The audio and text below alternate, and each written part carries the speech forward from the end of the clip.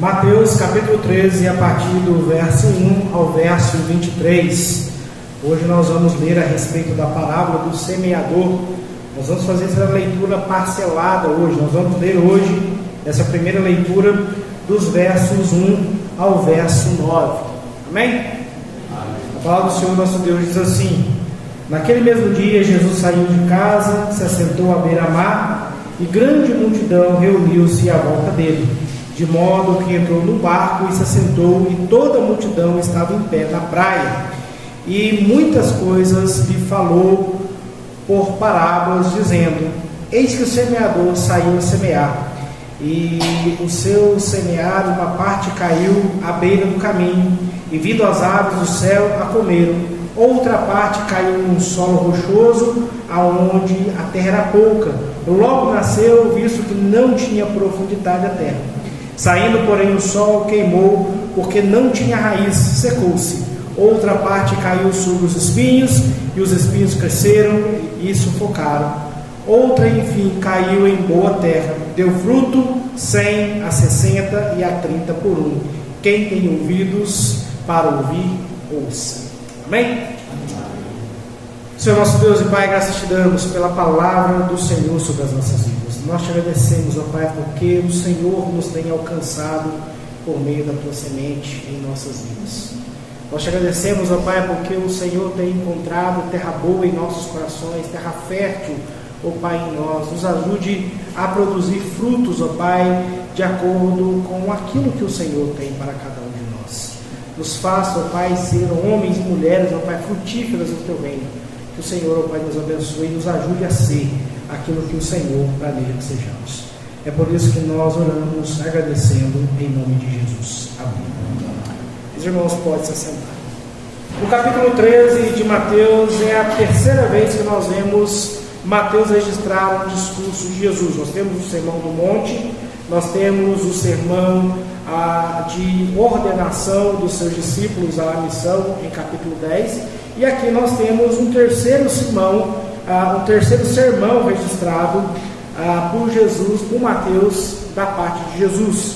Nós temos aqui nesse capítulo 13 7 parábolas nos sendo apresentadas. Dessas 7 parábolas nós podemos dividi-las em 4 grupos, né? As duas primeiras falam a respeito do estabelecimento do reino de Deus. A terceira e a quarta falam do crescimento do reino de Deus. As próximas, né, a quinta e a sexta, tratam dos valores do reino, e a sétima irá tratar a respeito da responsabilidade dos discípulos no reino de Deus. As parábolas, elas são histórias simples do cotidiano que ensinam verdades éticas e religiosas. Jesus, ele usou dessa forma didática de ensinar muitas vezes, e nós também fazemos muitas vezes isso. Nós muitas vezes queremos ensinar verdades aos nossos filhos, a pessoas que nós gostamos, e a gente sempre tem uma historinha para contar para os nossos, para ensiná-los alguma coisa. E essas parábolas, essas histórias, né, que tem essa característica de ensinar verdades éticas e verdades religiosas, foi uma forma de Jesus ensinar verdades difíceis a uma multidão que muitas vezes não conseguiria assimilar essas verdades de outra maneira, não conseguiriam entender as verdades do reino se não fossem apresentadas a elas de maneira simples e de maneira com que pudessem compreender as verdades elementares da fé. Jesus, ele revela a essência da fé e revela também a si mesmo como Messias ao ensinar-se dessa forma. Porém, existe um objetivo em ensinar por meio de parábolas. E isso nós vemos aqui a partir do capítulo 10, do versículo 10 ao versículo 17, Jesus ensinando, né, dizendo por que ele ensinava por meio de parábolas quando questionado pelos seus discípulos. Seus discípulos talvez ouviam as parábolas de Jesus, os ensinos de Jesus, falou assim: tem maneira mais clara de entender. Muitas vezes essas histórias deixam margem para algumas interpretações. E Jesus então explica essa realidade. Olha comigo o versículo 10. Então os discípulos se aproximaram de Jesus e lhe perguntaram: por que o Senhor fala por meio de parábolas? Então Jesus respondeu: porque a vocês é dado a conhecer os mistérios do reino dos céus, mas aqueles isso não é conhecido, pois os que têm mais lhes será dado, e o que tem em abundância, mas os que não têm, até o que tem lhes será tirado. Por isso falo com eles por meio de parábolas, porque vendo não veem, ouvindo não ouvem e não entendem. Assim neles se cumprem a profecia de Isaías: ouvindo vocês ouvirão, de modo nenhum entenderão, vendo vocês verão, e de modo nenhum perceberão, porque o coração desse povo está endurecido. Ouviram com os ouvidos tapados e fecharam os olhos para o que acontece, e vejam com os olhos, ouçam com os ouvidos, e entendam com o coração, e se convertam, e sejam por mim curados.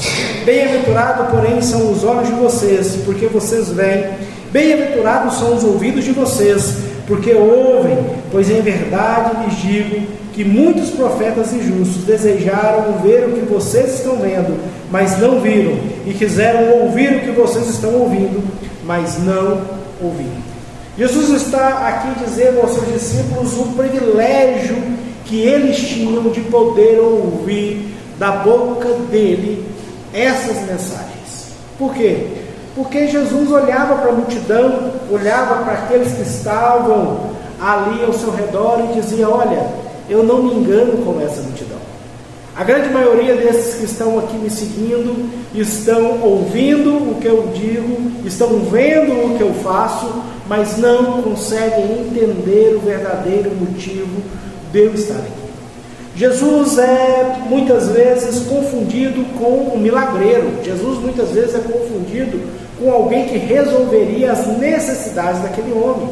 Nós vemos a multidão tentando levantar Jesus como rei, não porque entendem que Jesus é o Messias prometido, mas porque Jesus tinha matado a fome deles. Porque Jesus havia dado pão e peixe àqueles homens. Porque Jesus havia curado as multidões, sem entender o verdadeiro significado daquilo que Jesus está fazendo. Então Jesus está dizendo aqui nesses versículos, do verso 10 ao verso 17, a seguinte coisa: olha, vocês estão tendo um vislumbre do reino de Deus, porque vocês entendem, veem, percebem o que está acontecendo.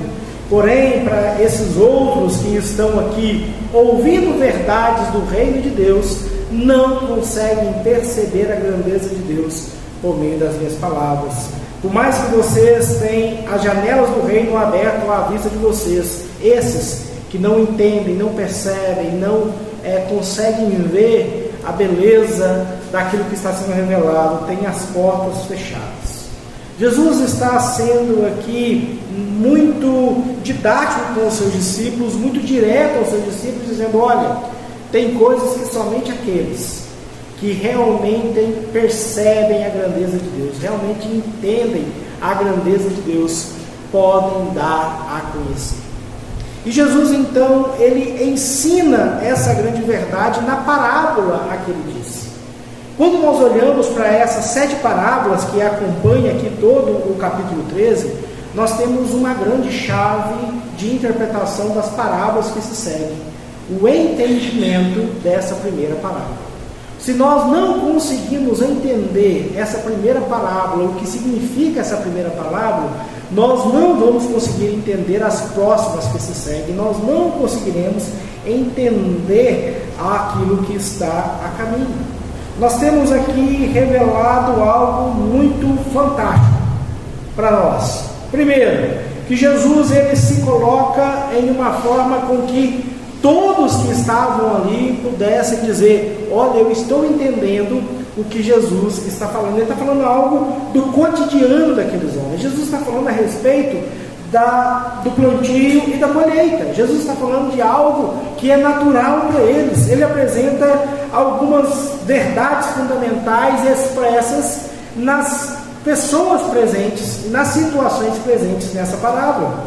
Ele apresenta um semeador, ele apresenta as sementes, ele apresenta a realidade dos solos, ele apresenta a realidade da semeadura, do crescimento e a realidade da colheita. A grande maioria daqueles homens sabiam do que Jesus estava falando, mas talvez não conseguiriam perceber que o semeador ali não é outro senão o próprio Cristo. A semente é o Evangelho que Jesus está dizendo. Ele apresenta ali o solo, que são a compreensão dos corações que ali estão escutando aquela mensagem, e por causa dos corações daqueles homens, do entendimento daqueles homens, poderia haver crescimento ou não, mas nós precisamos entender que a grande realidade que se apresenta aqui é a colheita que virá e os frutos que a elas serão apresentados. Jesus então está trabalhando com esse povo, e a grande realidade dessa parábola, que essa palavra ela não precisa de uma explicação, mas ela precisa ser de uma aplicação em nossas vidas. Se nós não aplicarmos essa parábola em nossas vidas, se nós não executarmos praticamente o que essa parábola nos ensina, não há sentido algum nesta parábola de Jesus.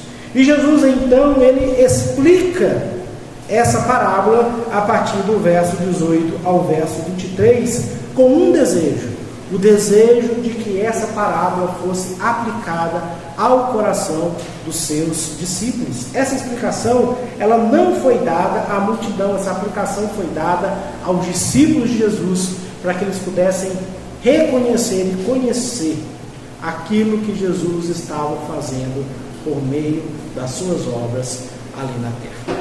Então é para nós de extrema importância entender isso. Olha comigo o versículo 18.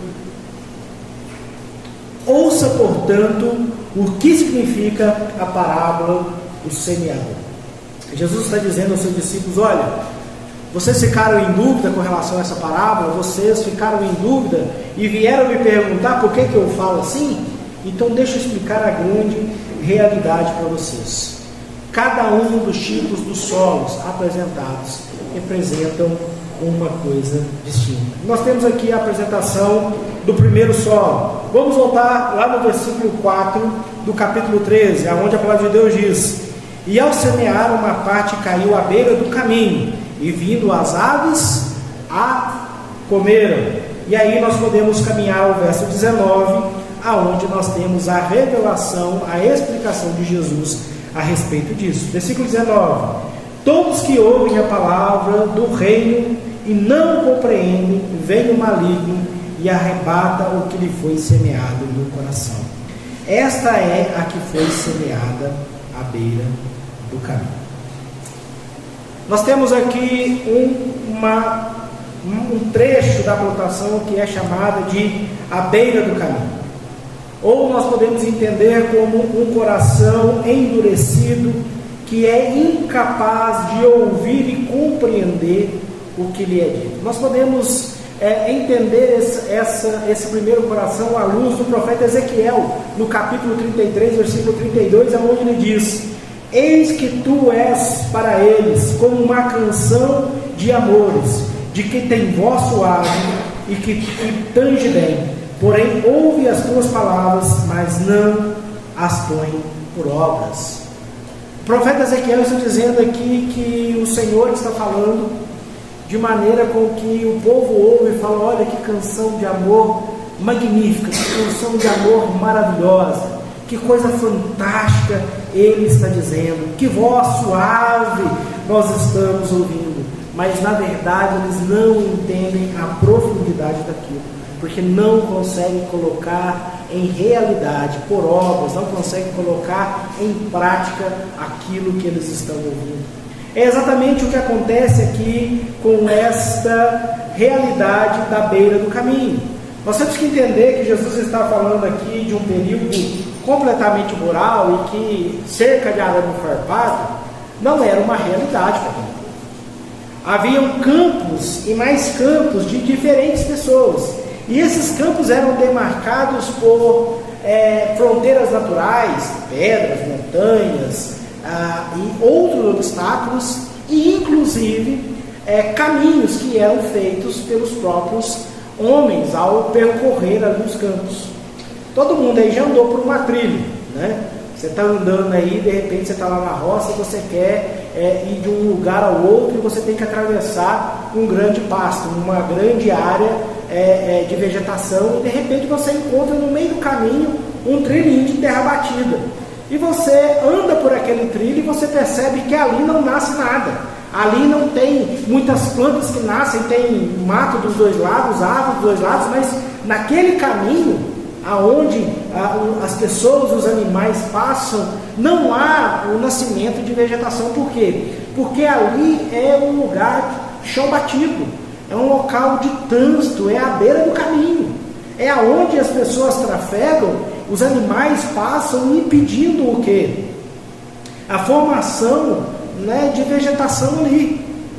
A terra acaba sendo amplamente compactada, endurecida, e se ela não for tratada, se não houver ali um tratamento, um amaciar daquela terra, ela dificilmente vai produzir.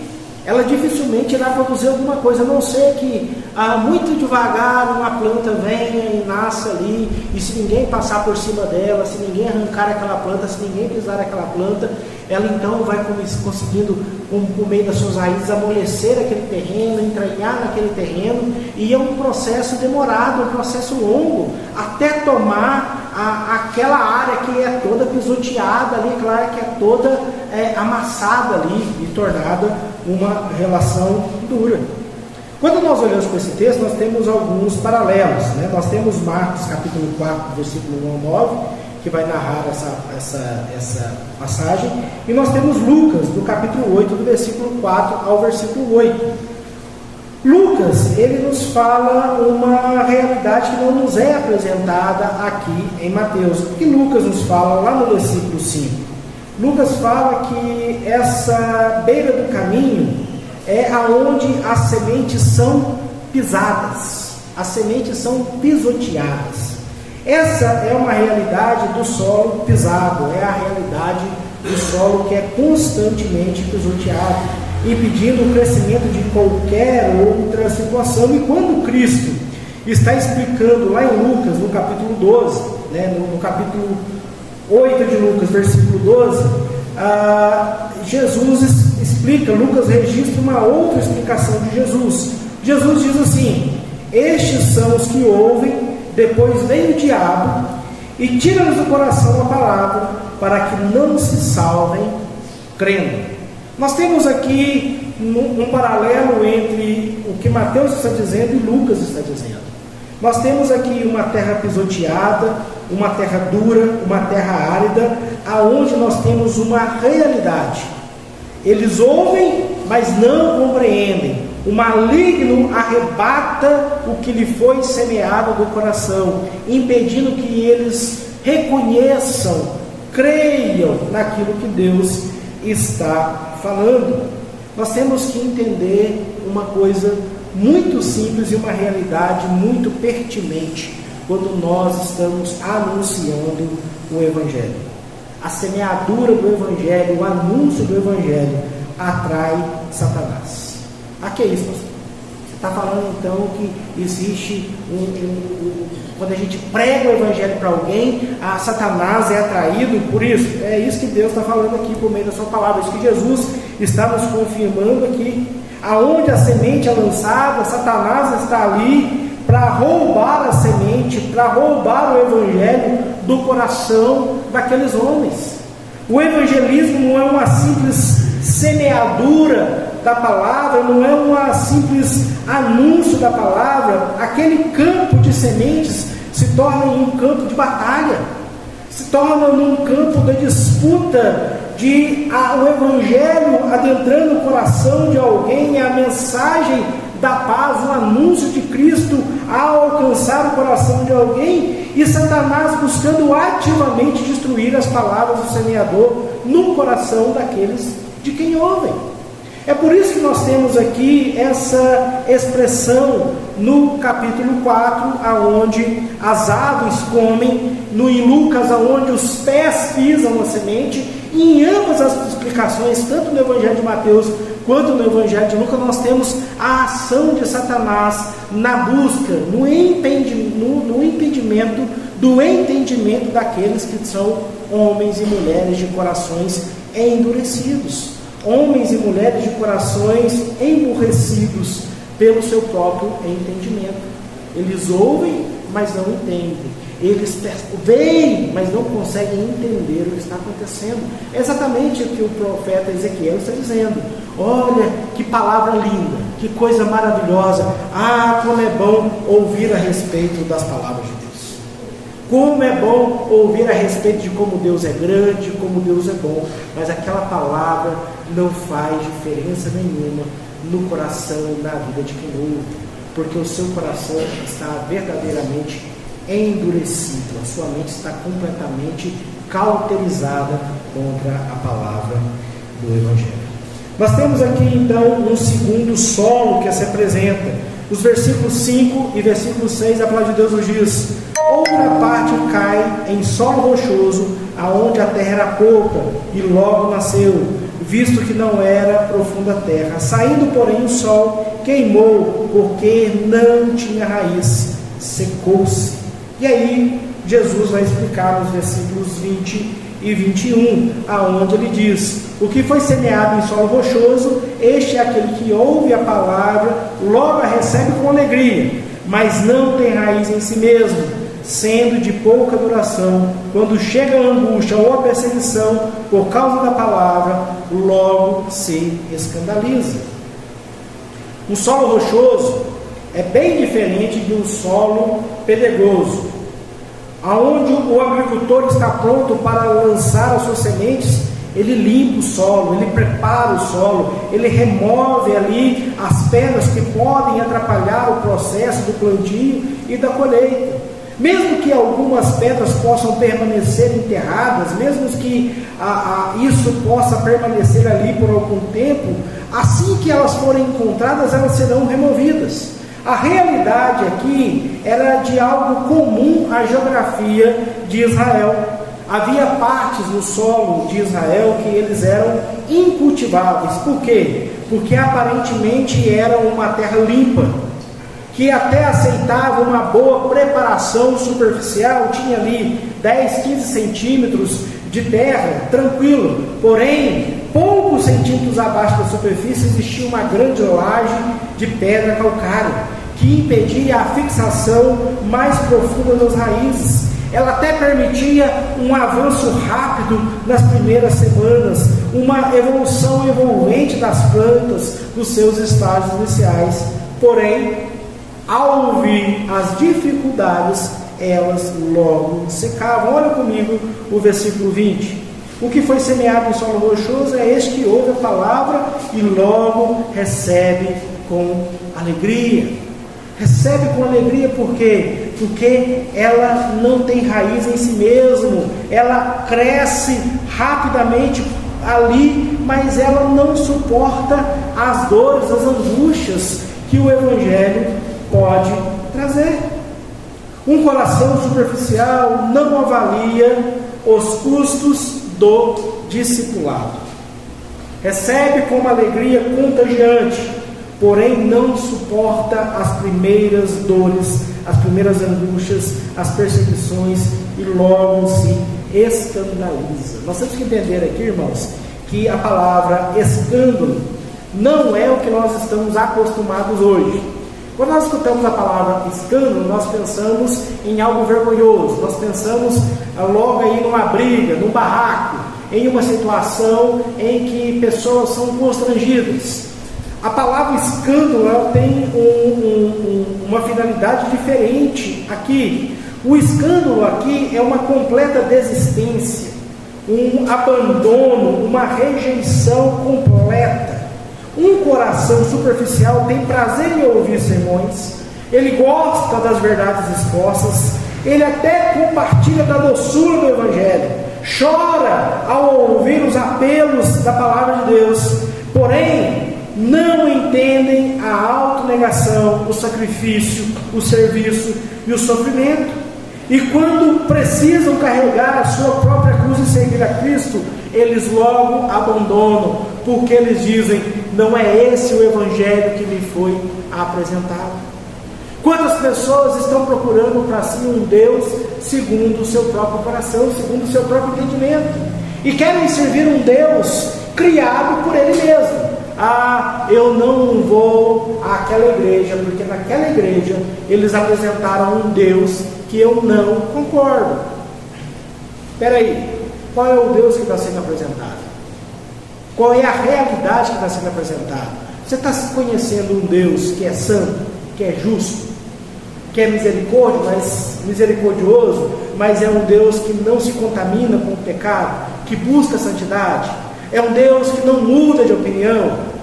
Muitas vezes nós estamos olhando aí para a exposição de um Deus, a aplicação de um Deus que não condiz com o Deus das Escrituras. Ele atende à necessidade do coração de um determinado grupo de pessoas. E esse Deus é um Deus inexistente. Por quê? Porque a palavra de Deus não o revela. O Deus que nós precisamos entender que é real é o Deus que a palavra de Deus nos orienta, o Deus que nós precisamos conhecer por meio da apresentação da sua própria palavra. Eu vou naquela igreja porque aquela igreja ela aceita todo tipo de gente, ela não faz acepção de pessoas, ela aceita como eu estou. Opa, meu irmão, uma igreja bíblica, uma igreja saudável, uma igreja que verdadeiramente ama a palavra de Deus, também não faz acepção de pessoas. Para essa igreja, todo mundo aqui dentro é pecador igualzinho. Todo mundo, sem a graça e misericórdia de Cristo, não alcançará a salvação.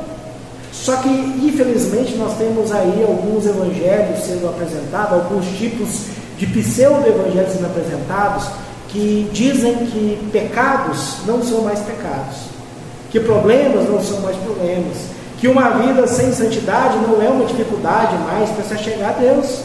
E é por isso que nós temos visto as igrejas sendo enfraquecidas, as igrejas sendo violadas naquilo que elas precisam anunciar, na grandeza e na bondade do Senhor. Meus irmãos, aquele solo pedregoso, aquele solo rochoso, aquele solo incultivável, muitas vezes nos trazem verdadeiras alegrias no Evangelho. Como é bom quando a gente prega o Evangelho para alguém e essa pessoa, aparentemente, ela se achega a nós e fala: essa era a mensagem que eu precisava escutar, esse é o Deus que eu queria conhecer. Mas infelizmente aquilo não passa de fogo de palha, infelizmente aquilo não passa de situação porque não quer quebrar as pedras que o impedem verdadeiramente de fixar raízes em Cristo. Ele não quer abrir mão das suas crenças particulares, dos seus desejos particulares. E isso verdadeiramente impede o crescimento da semente do Evangelho. O terceiro solo que nos é apresentado é o solo espinhoso, ou um coração ocupado. Olha comigo o versículo 7, aonde a palavra de Deus diz: outra parte caiu entre os espinhos, e os espinhos cresceram e o sufocaram. Vê comigo também o versículo 22. Versículo 22: o que foi semeado entre os espinhos é o que ouve a palavra, porém as preocupações desse mundo e a fascinação das riquezas sufocam a palavra e ficam infrutíferas. Mas quem joga semente no meio de espinhos? Ninguém, meu irmão.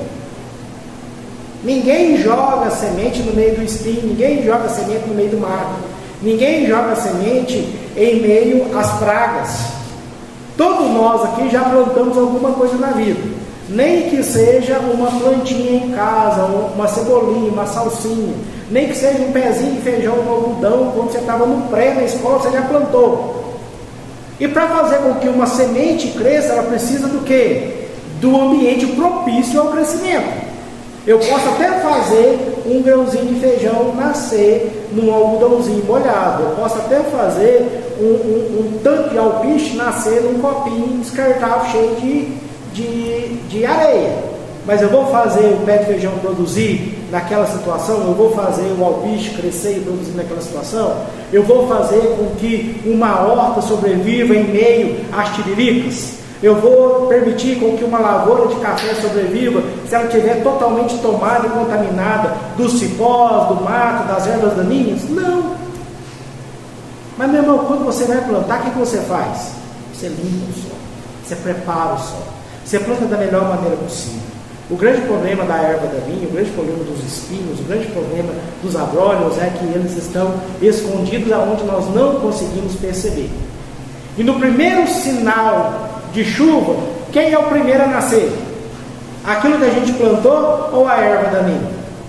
A erva daninha muitas vezes ela está escondida ali, esperando só a oportunidade de se mostrar. A raiz está entranhada, está toda estabelecida, mas você foi ali e fez uma preparação do solo e aparentemente você limpou todo o solo dos problemas.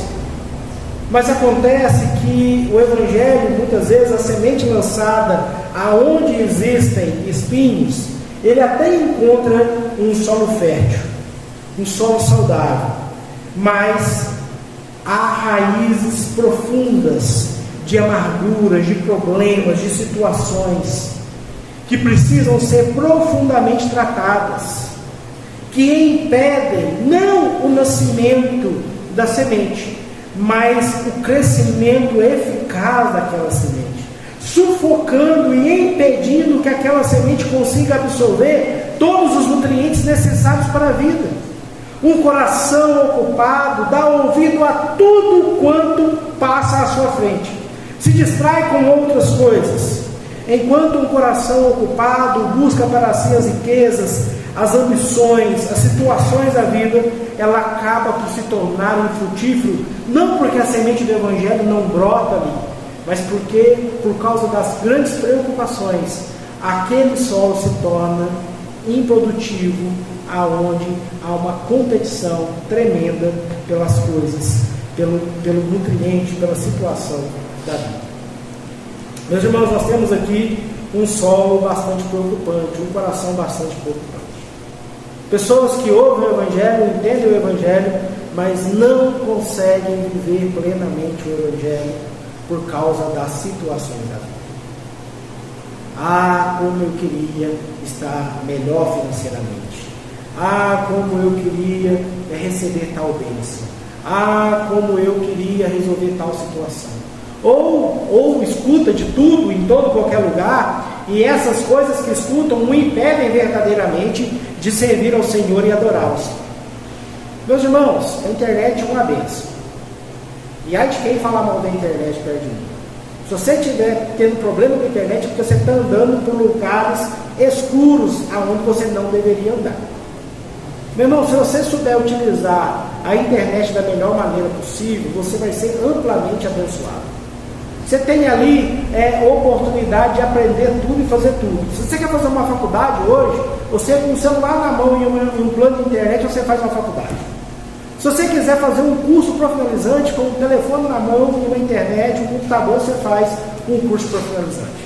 Se você quiser aprender mais a respeito da Bíblia, o que não falta é cursos, pregações, são coisas boas acontecendo. Mas, meu irmão, se você for dar atenção a coisa ruim, você vai achar aos montes.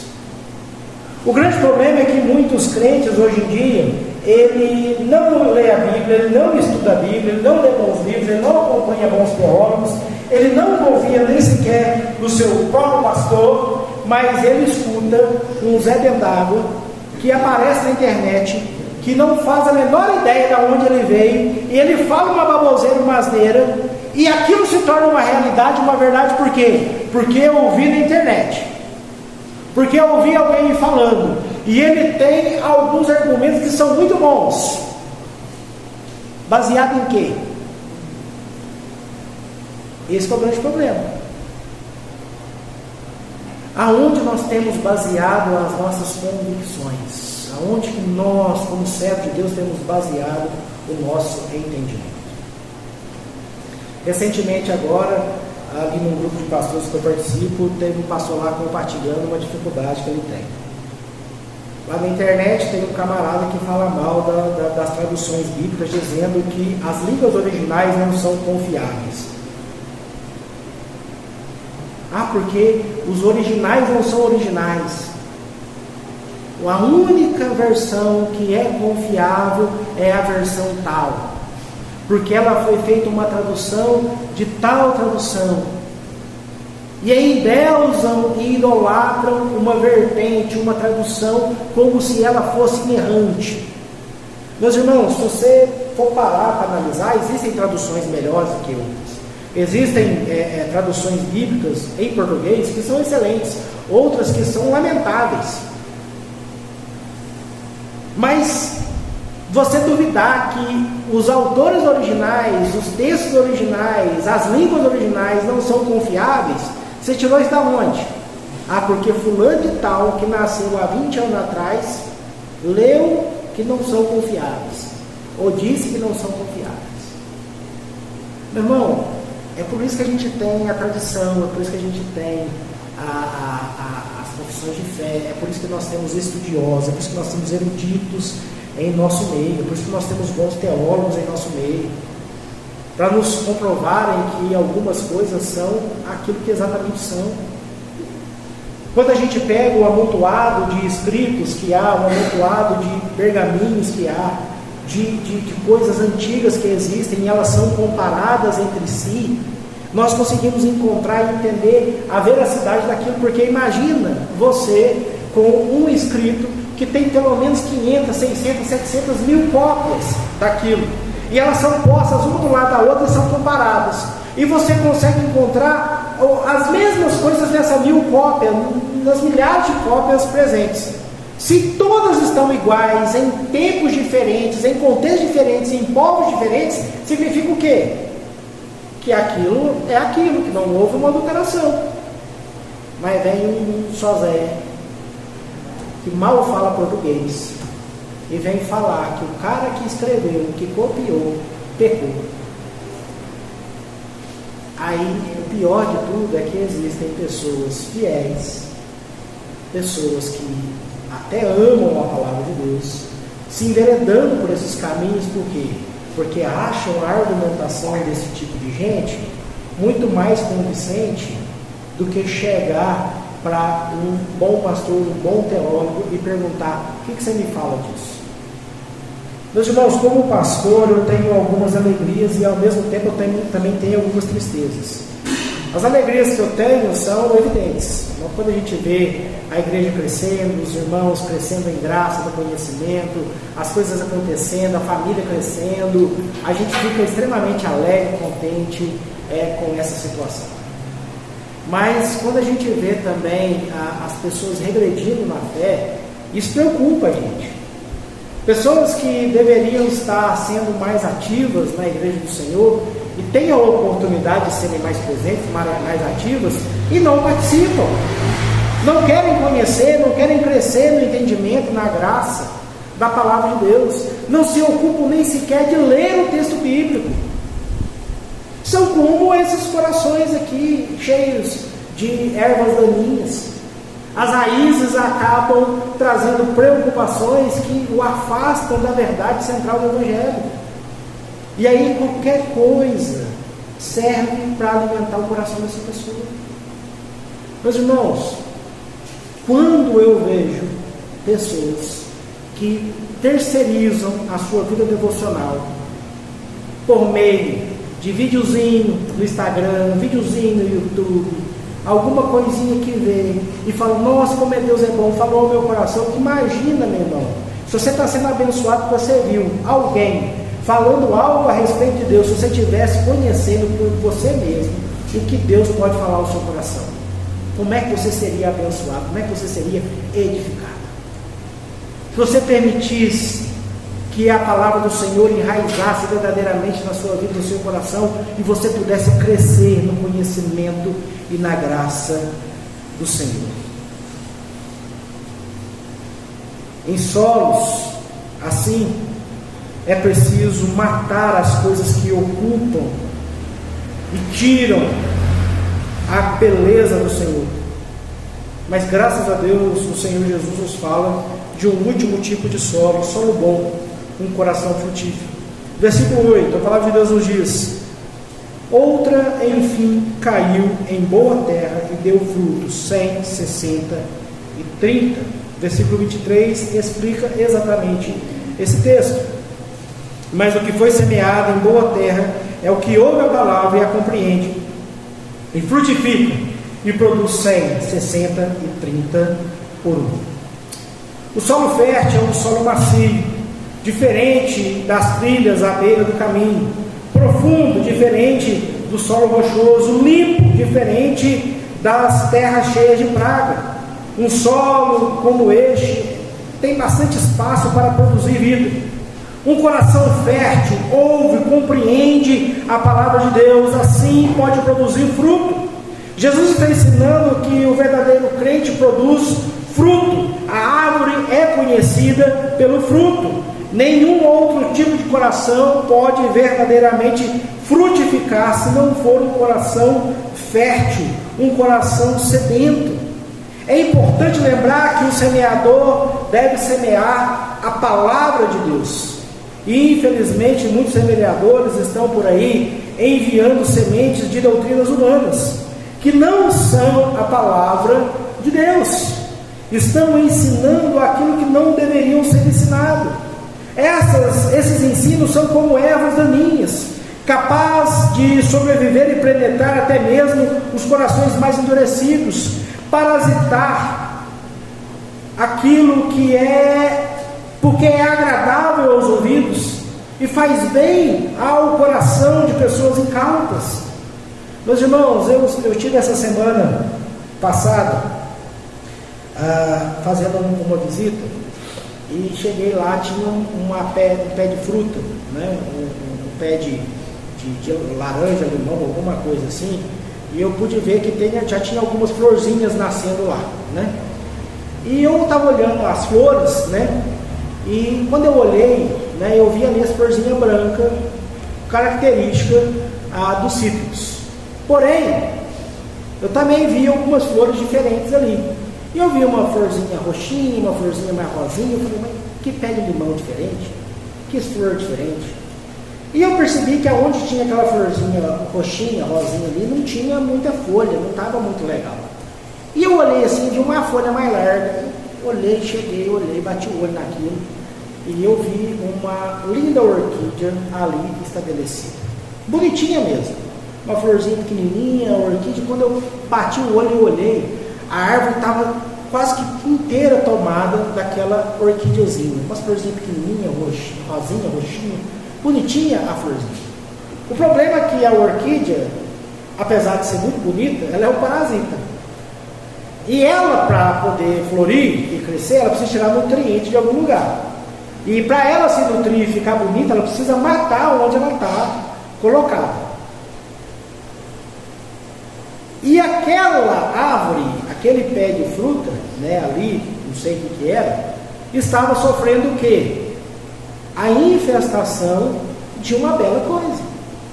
Quem olha de longe, quem não entende nada, quem não quer limão ou laranja, vai olhar para aquilo e falar assim, que coisa mais linda.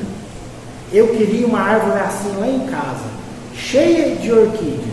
Se você não quer laranja, limão ou mexerica, é a melhor coisa que você possa ter.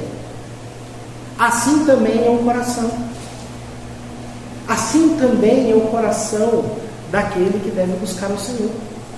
Quando nós não queremos dar atenção ao que Deus deseja, nós damos ouvidos às inquietações humanas, às doutrinas humanas, ao inventar de doutrinas humanas que nos afastam do pleno conhecimento da vontade de Deus. Nós temos que entender que os semeadores que pregam palavra de Deus e não a palavra de Deus. Tem semeadores que estão preocupados em falar palavra de Deus, mas a palavra de Deus muitas vezes é negligenciada. Até o diabo pregou palavras de Deus. Distorcem a sua própria vontade, semeiam aonde não podem produzir frutos dignos. Quem é que nunca viu alguém dizendo aí a respeito de um texto bíblico para ensinar uma bobagem? Certa vez eu morava em Belo Horizonte e eu fui pegar um ônibus. Fui pegar um ônibus e estava num desses grandes templos, né? O ponto de ônibus era na frente de uma dessas grandes igrejas neopentecostais que tem por aí, né? Não vou falar nome dos irmãos porque não faz diferença. Só que eu estou lá dentro, estou lá no ponto de ônibus escutando e o microfone lá dentro cantando, a mensagem correndo solto. E o camarada começou a ler o texto do filho pródigo. E ele leu o filho pródigo, todinho o texto do filho pródigo, a parábola do filho pródigo. E ele começou a explicar. E ele falou assim: nós temos que entender uma verdade importantíssima aqui no texto. E eu falei: ué, uma verdade importantíssima, deixa eu ver o que esse senhor vai falar ali. Olha comigo no texto bíblico. Eu falei: ó, o cara está fazendo uma mensagem expositiva. Aí ele pegou e virou para o texto e falou assim: olha o que o filho pródigo fala para o pai: pai, dai-me o que é meu. Aí eu falei: ó, o cara onde é que vai chegar? Aí de repente ele me vira e fala assim: é isso que você tem que fazer com Deus. Nós somos filhos dele. Nós temos que pedir a Deus o que é nosso por direito. Aí eu desanimei, o ônibus passou e eu fui embora, graças a Deus. Eu pedi: Senhor, dai-me o ônibus para mim ir embora.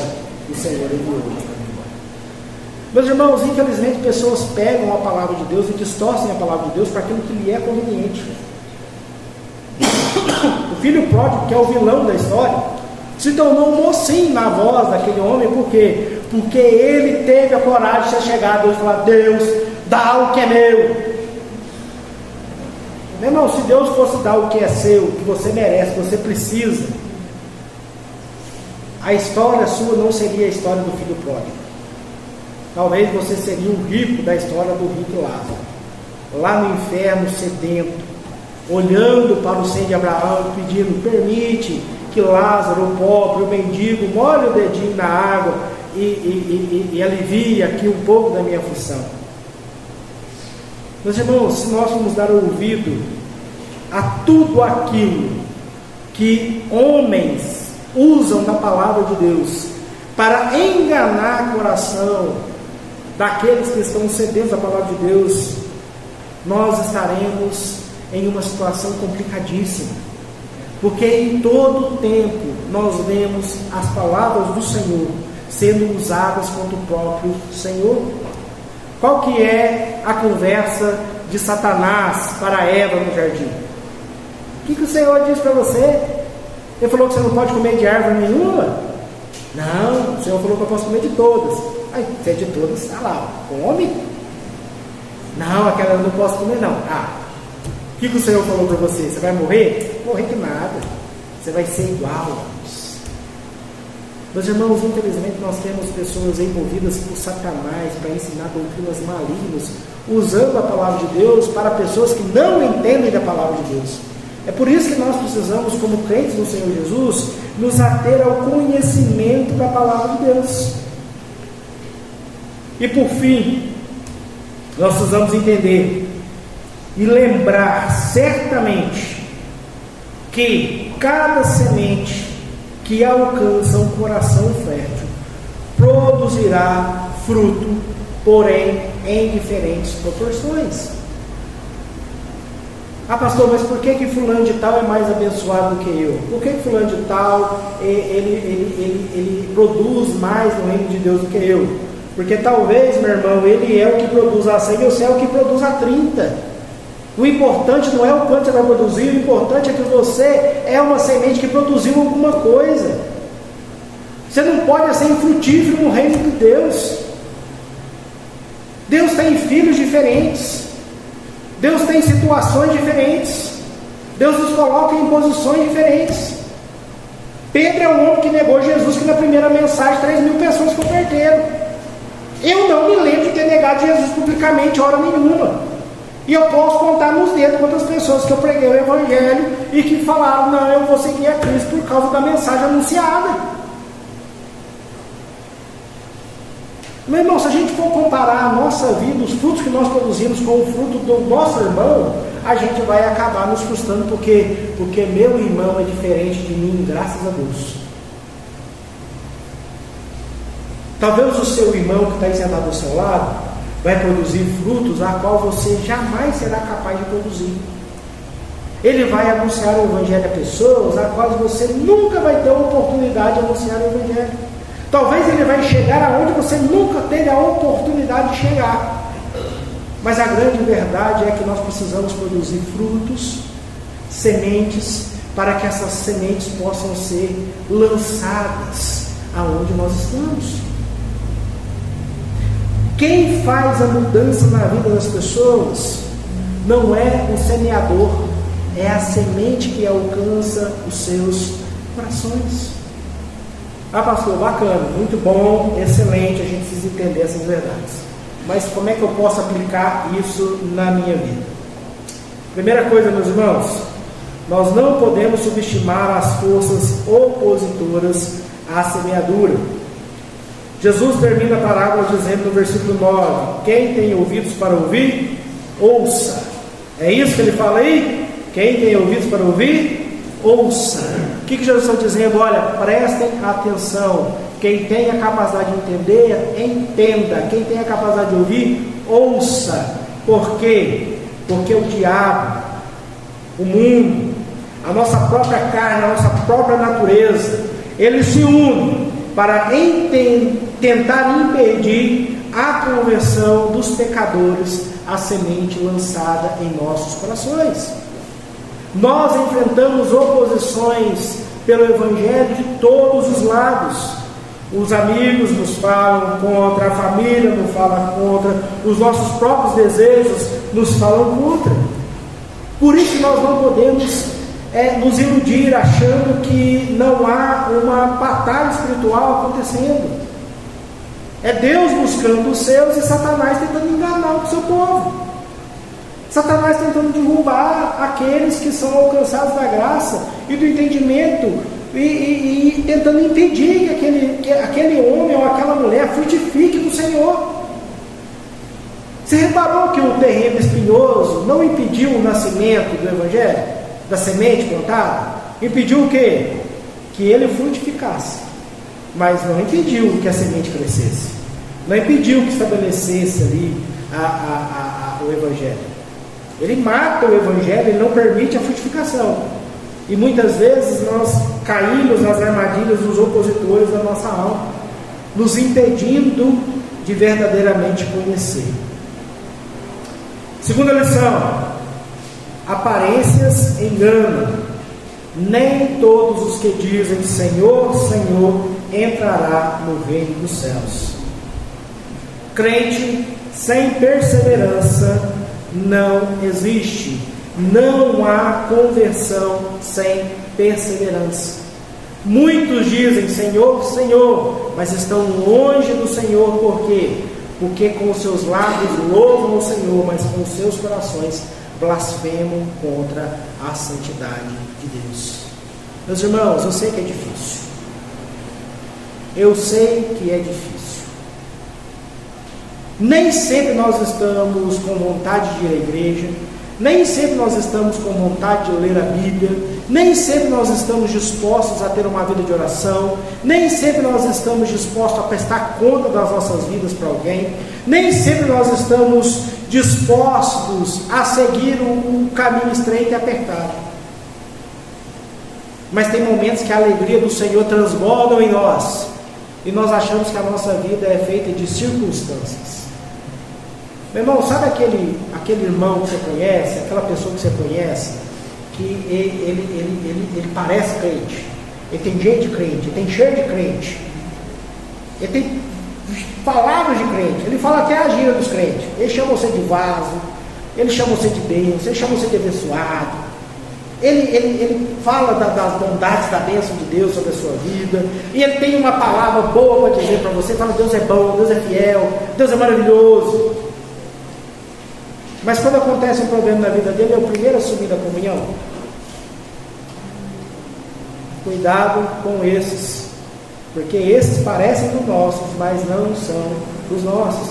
Ah, pastor, então quer dizer que toda vez que eu fraquejo, eu desanimo, e eu fico um tempo sem ir à igreja, eu perdi a minha salvação? Não, porque Deus não é homem para mentir, Ele não brinca, e se Ele te salvou, você é salvo, pronto, acabou.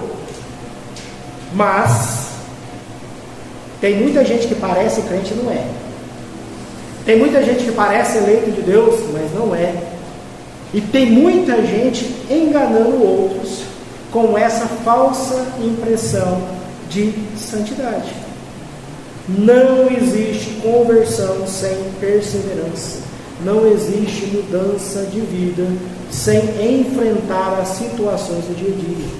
Mais cedo ou mais tarde, o Senhor pedirá para que você carregue a sua própria cruz, que você enfrente as provações desse mundo, que você enfrente as oposições desse mundo.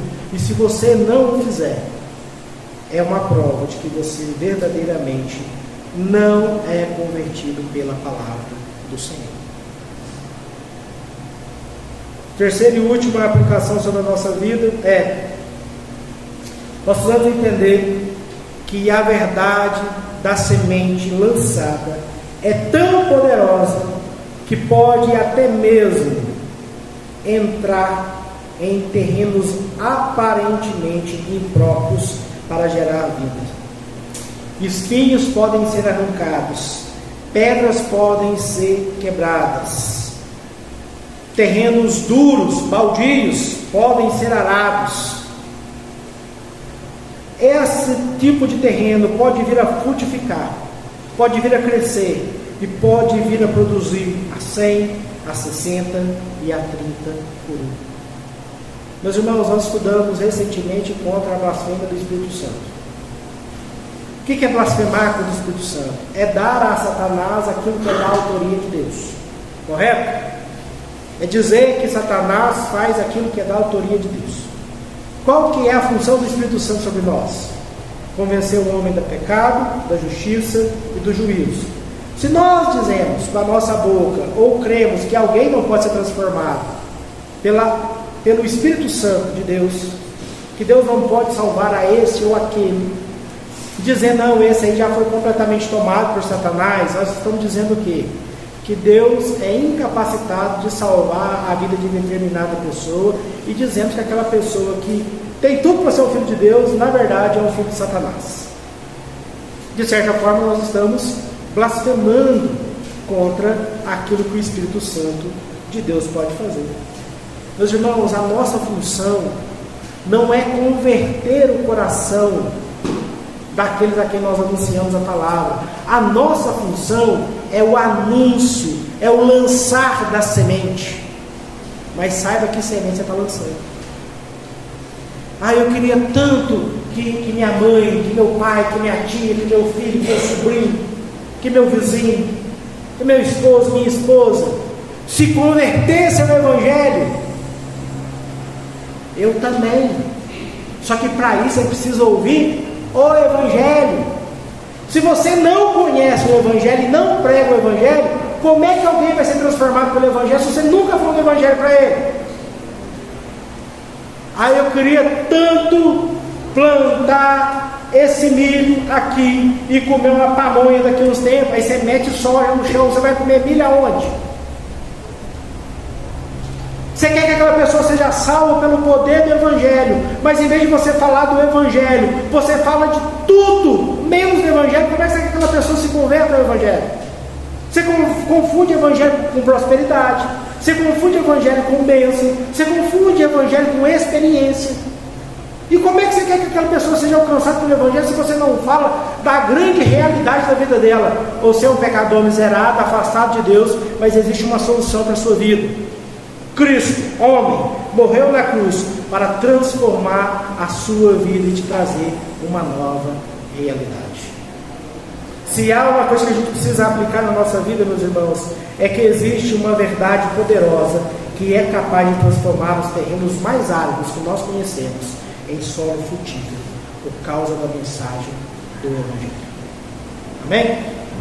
Vamos orar? Senhor nosso Deus e Pai, graças te damos pela bondade e pela misericórdia do Senhor sobre nós. Nós pedimos, ó Pai, que o Senhor nos dê a oportunidade de sermos, ó Pai, portadores da Tua Palavra, anunciantes da Tua Palavra, semeadores do Teu amor, ó Pai, onde nós passamos. E que o Senhor, ó Pai, nos dê a oportunidade de encontrar corações dispostos a ouvir da Tua Palavra e conhecer da Tua Palavra. E aqueles que não são assim tão dispostos, que não são tão abertos à Tua Palavra, nos dê a oportunidade de arar esses corações também da Tua Palavra, de trabalhar na vida deles para que a Tua semente seja lançada e que pela misericórdia do Senhor, o Senhor possa produzir frutos dignos de arrependimento na vida desses. Nós pedimos, ó Pai, que o Senhor nos use, que o Senhor nos abençoe e que o Senhor nos fortaleça e nos faça entender a grandeza do Senhor sobre nós. É por isso que nós oramos agradecidos, em nome de Jesus. Amém.